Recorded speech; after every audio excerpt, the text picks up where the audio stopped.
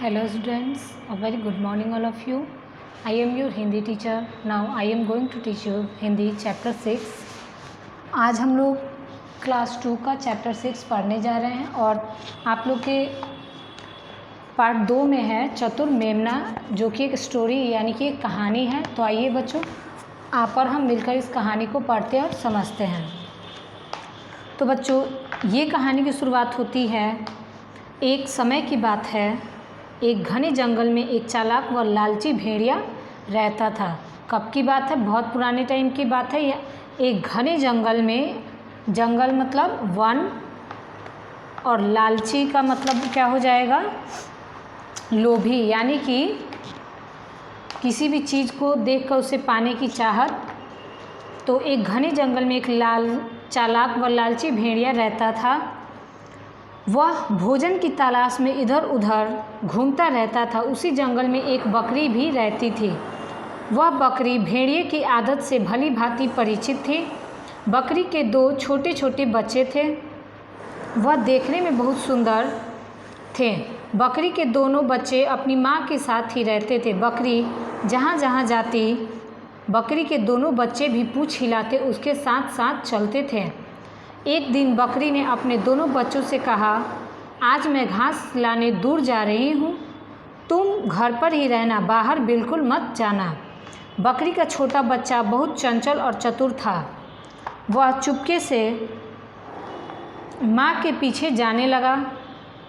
माँ ने अपने कदम जल्दी जल्दी बढ़ाकर तेज़ी से नाला पार कर लिया, परंतु बेचारा मेमना जब नाला पार नहीं कर सका तो चुपचाप माँ को निहारने लगा।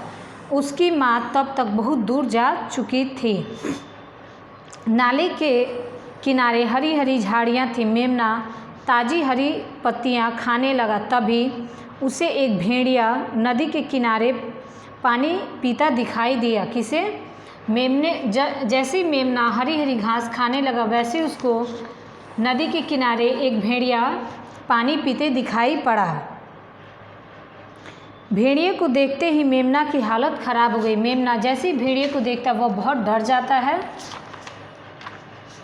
भेड़िए ने बच्चे को देखा और सोचा, आहा, ये मेमना कितना सुंदर है, आज मैं इसका ताज़ा मांस खाऊंगा।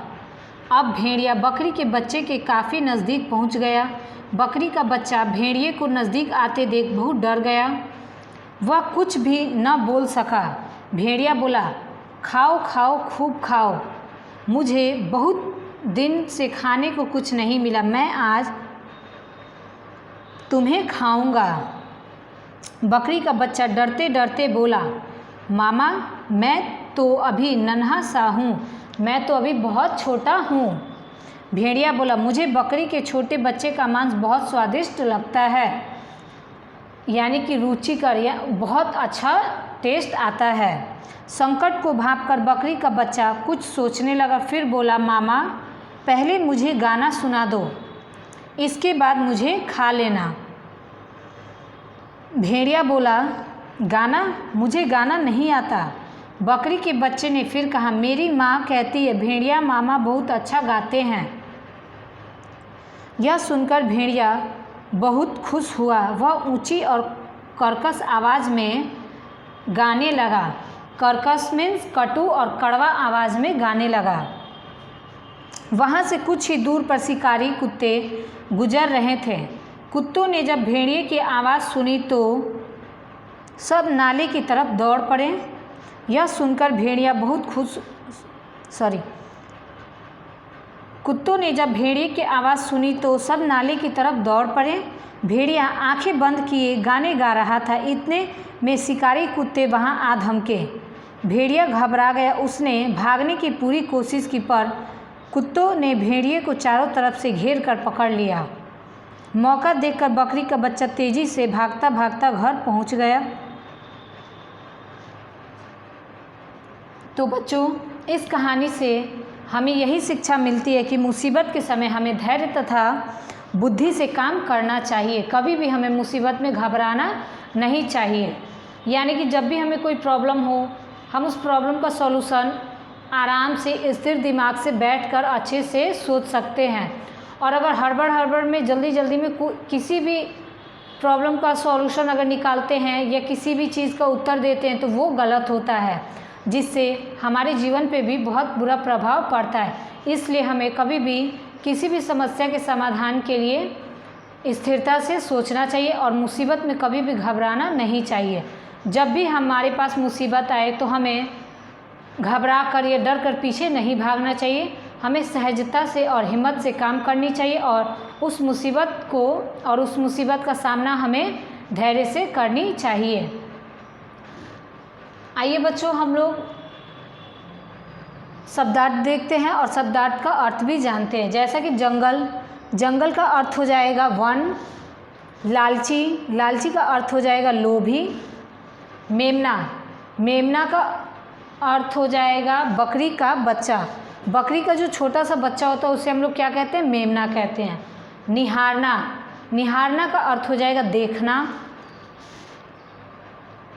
नज़दीक का अर्थ हो जाएगा पास। स्वादिष्ट का अर्थ हो जाएगा रुचिकर, मतलब अच्छा टेस्ट आना। संकट का अर्थ हो जाएगा खतरा। कर्कश का अर्थ हो जाएगा कटु और अथवा कड़वा, मतलब जो भेड़िया कर्कश आवाज़ में गाना सुना रहा था वो क्या था? कड़वी आवाज़ में वो जैसे ही गाना सुनाना आरंभ करता है वैसे ही जंगली कुत्तों ने उसकी आवाज़ सुनी और नदी के किनारे आ गए।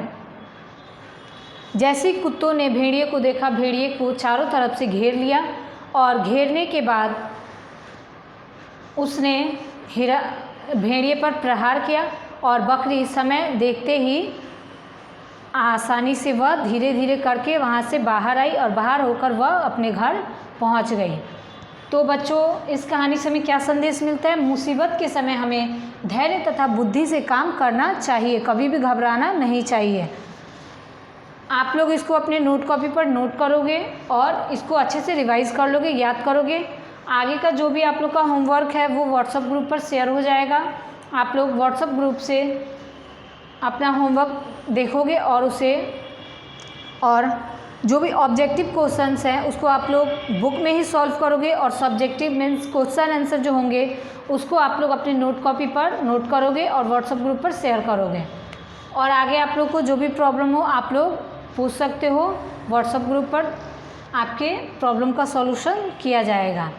बच्चों, मैं आशा करती हूँ कि आप लोग अपने घर में स्वस्थ हो, सुरक्षित हो और अच्छे से पढ़ाई कर रहे हो। आप लोग जब भी वीडियोस देखोगे तो जिनके पास बुक है वो अपना बुक अपने पास रखेंगे और बुक और वीडियो को ध्यान से और अच्छी तरह से देखेंगे, ताकि जो भी आप लोगों को प्रॉब्लम हो आप लोग बुक और वीडियोस को एक साथ देखते रहोगे तो आप लोग थोड़ा बहुत खुद से भी समझ लोगे। और आप लोग को जो भी समझ में नहीं है आप लोग व्हाट्सएप पर मैसेज करना और इसका आप लोग नोट कॉपी मतलब फेयर कॉपी पे नोट करोगे और व्हाट्सएप पे फ़ोटो भेजोगे। Thank you students, all the very best.